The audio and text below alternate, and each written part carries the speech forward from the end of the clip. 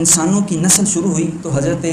آدم علیہ السلام اور حضرت اماں حوا ان سے ہی جو ہے آگے نسل انسانی کا آغاز ہوا۔ تو اس وقت یہ تھا کہ جب حضرت اماں حوا رضی اللہ تعالی عنہ جب آپ حمل سے ہوتی تو آپ کے ہر حمل میں ایک لڑکا اور ایک لڑکی ہوتی، اگلے حمل میں پھر ایک لڑکا اور ایک لڑکی۔ اصول اس شریعت میں یہ تھا کہ جو ایک ہی حمل میں لڑکا اور لڑکی پیدا ہوگی ان کا آپس میں نکاح نہیں ہو سکتا، یہ آپس میں بہن بھائی ہوں گے، ان کا آپس میں نکاح نہیں ہوگا۔ ہاں، جو دوسرے حمل کے جو لڑکا اور لڑکی ہوں گے، وہ جو لڑکا ہوگا پہلے حمل کی لڑکی کے ساتھ اس کی شادی ہوگی، اور جو پہلے حمل کا جو لڑکا ہوگا دوسرے حمل کی جو لڑکی ہوگی اس کے ساتھ شادی ہوگی۔ یہ اس وقت، کیونکہ اس کے علاوہ انسان کی نسل کو بڑھانے کا کوئی اور چارہ ہی نہیں تھا، کیونکہ حضرت آدم علیہ السلام کی اولاد سے ہی سارے انسانوں کی جو ہے آگے افزائش ہوئی۔ اب ہوا کچھ یوں کہ جب حابیل، جس حمل سے حابیل پیدا ہوئے،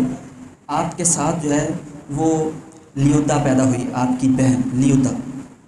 اور پھر جب قابیل پیدا ہوا تو قابیل کے ساتھ اکلیمہ، ان کی بہن، یہ پیدا ہوئیں۔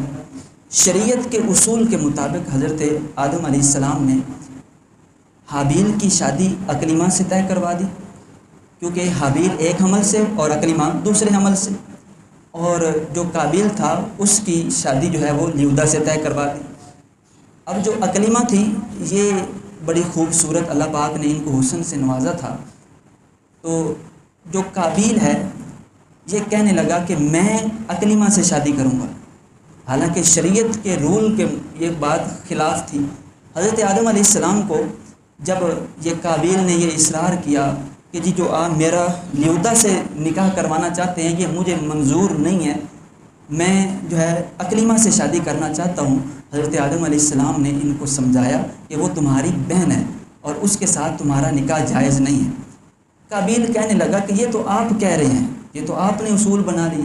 جس طرح آج کل بھی نوجوان جب اولاد بڑی ہو جاتی ہے تو اپنے والدین کو غلط کہنا شروع کر دیتی ہے۔ تو قابیل نے حضرت آدم علیہ السلام کی نافرمانی کی، اپنے باپ کی نافرمانی کی، تو حضرت آدم علیہ السلام نے فرمایا کہ پھر اللہ کے اوپر ہم یہ معاملہ چھوڑ دیتے ہیں، تو ایسا کرو کہ قابیل اور حابیل دونوں بیٹوں کو حضرت آدم علیہ السلام نے حکم دیا کہ دونوں ایک ایک قربانی پیش کریں، جس کی اللہ پاک قربانی قبول فرمائے گا اس کے ساتھ اکلیمہ کی شادی کروا دی جائے گی۔ اب قابیل نے وہ بعض کتابوں کے اندر آتا ہے گندم کا ڈھیر قربانی کے طور پر پیش کیا، اور بعض میں مطلقاً اناج کا ذکر آتا ہے، اور جو حابیل تھا اس نے ایک کتاب کے حوالے سے بکری کے الفاظ ملتے ہیں اور بعض کتابوں میں مینڈے کے الفاظ ملتے ہیں، تو حابیل نے وہ بکری کا جو بکری تھی وہ قربانی کے لیے پیش کی۔ یہ دونوں نے اپنی اپنی طرف سے قربانیاں جو ہیں وہ پیش کر دیں۔ پہلے دور کے اندر ہوتا یہ تھا کہ قربانی جس نے کرنی ہوتی وہ قربانی جو ہے قربانی کا جانور پیش کیا جاتا، اور آسمان سے سفید رنگ کی ایک بجلی اترتی، اور جس کی قربانی قبول ہوتی وہ جانور، وہ جو قربانی کا جانور ہے اس کو وہ بجلی اٹھا کے لے جاتی تھی۔ اب جب دونوں بھائیوں نے، حابیل اور قابیل نے، یہ اپنی اپنی طرف سے قربانی پیش کی تو آسمان سے بجلی آئی اور حابیل کی قربانی کو لے کر چلی گئی۔ حابیل کی قربانی قبول ہو گئی۔ حضرت آدم علیہ السلام نے جو فیصلہ اللہ کے یہاں سپرد کیا تھا اس کا فیصلہ اللہ کی طرف سے ہو گیا، اور پھر اکلیمہ کے ساتھ حضرت حابیل کی جو ہے وہ شادی ہو گئی۔ اب جو قابیل تھا، جب اس نے یہ دیکھا کہ جو میری خواہش تھی، جو میری چاہت تھی وہ پوری نہیں ہوئی، حالانکہ سارا معاملہ تو اس کے ساتھ طے ہو چکا تھا، لیکن یہ حسد میں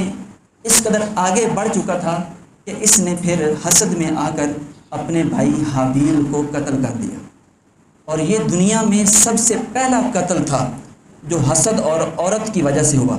اور قابیل نے، یہ بھائی نے بھائی کا قتل کیا تھا۔